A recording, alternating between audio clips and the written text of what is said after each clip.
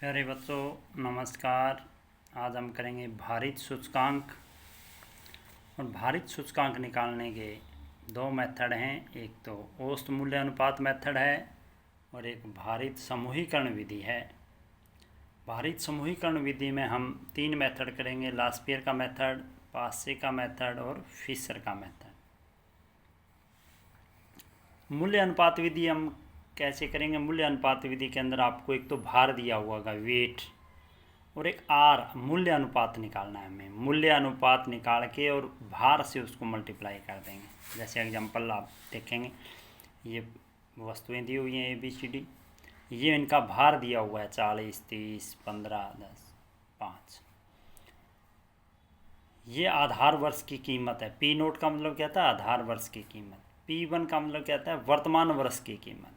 P1 और P note. P1 का मतलब है वर्तमान वर्ष की कीमत और P नोट का मतलब होता है आधार वर्ष की कीमत। तो हम मूल्य अनुपात निकालने का फार्मूला आपको बताया ही था। मूल्य अनुपात निकालने का क्या फार्मूला होता है? P1 बाई P नोट और गुणा 100।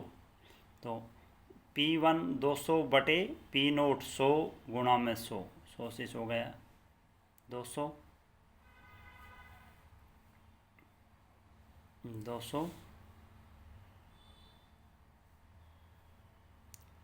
फिर 800, P1 बटे P नोट गुणा 100, 400, P1 बटे P नोट गुणा 100, 800, P1 बटे P नोट गुणा 100, 500, P1 बटे P नोट गुणा 100, 600।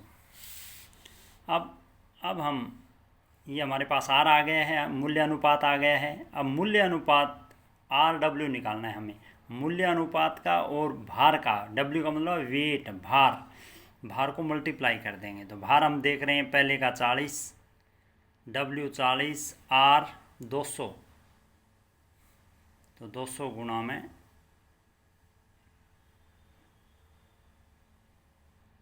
40, 8000, फिर 30 गुणा में 400, 12000, 8 गुणा में 15, 12000, 5 गुणा में 10 भार, 5000, 6 गुणा में 5, 3000। सब का योग कर देंगे। योग कर देंगे तो ये आ जाएगा 40। सिग्मा RW का योग सिग्मा कर देंगे। 40,000 बटे सिग्मा RW, 40,000 सिग्मा W, भार का भी योग कर देंगे तो ये 100 आ जाएगा। तो ये सूचकांक 400 हमारा आंसर आ जाएगा। दूसरा जो तरीका है वह है भारित समूहीकरण। भारित समूहीकरण में तीन मेथड हैं: लास्पियर का मेथड है, पास्से का मेथड और फिशर का मेथड है। तीनों करेंगे हम। आज हम पहले शुरुआत करते हैं हम लास्पियर के मेथड से। लास्पियर ने जो है वो आधार वर्ष की मात्रा को भार दिया। हमें ये याद रखना है, क्या किया उन्होंने? आधार वर्ष की मात्रा को भार दिया। अगर मैं इस सूत्र को आपने कैसे याद करना है? सूचकांक हम कैसे निकालते हैं? सिग्मा P1 बटे P नोट गुणा 100, ये सूचकांक। अब जब लास्पियर का मेथड हमें याद करना है तो लास्पियर का हमें इतना याद रखना है कि लास्पियर ने आधार वर्ष की जो मात्रा है उसको भार दिया है। तो दोनों तरफ हम, ये Q का मतलब है क्वांटिटी, डॉट का मतलब है आधार वर्ष। आधार वर्ष की क्वांटिटी, आधार वर्ष की मात्रा, दोनों तरफ आधार वर्ष की मात्रा, यानी डॉट क्यू से मल्टीप्लाई कर देंगे। तो ये अब हमें दो चीज़ चाहिए। हमें चाहिए सिग्मा P1 Q नोट और summation P note Q note. ये दो चीज़ चाहिए हमें, ये हम करते हैं। ये हमें रकम दी हुई है आधार वर्ष की। ये आधार वर्ष 2010, ये चालू वर्ष 2011। ये आधार वर्ष के अंदर, ये तो आधार वर्ष की कीमत है, ये आधार वर्ष की मात्रा है। ये चालू वर्ष की P1 चालू वर्ष की कीमत है, ये Q1 चालू वर्ष की मात्रा है। Q का मतलब क्वांटिटी है, बाकी चीज़ वही है। P का मतलब प्राइस है। यानी ये तो आधार वर्ष की, P नोट क्या है? आधार वर्ष की प्राइस।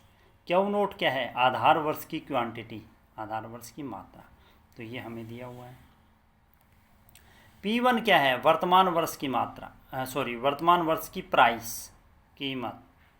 Q1 क्या है? वर्तमान वर्ष की क्वांटिटी, मात्रा।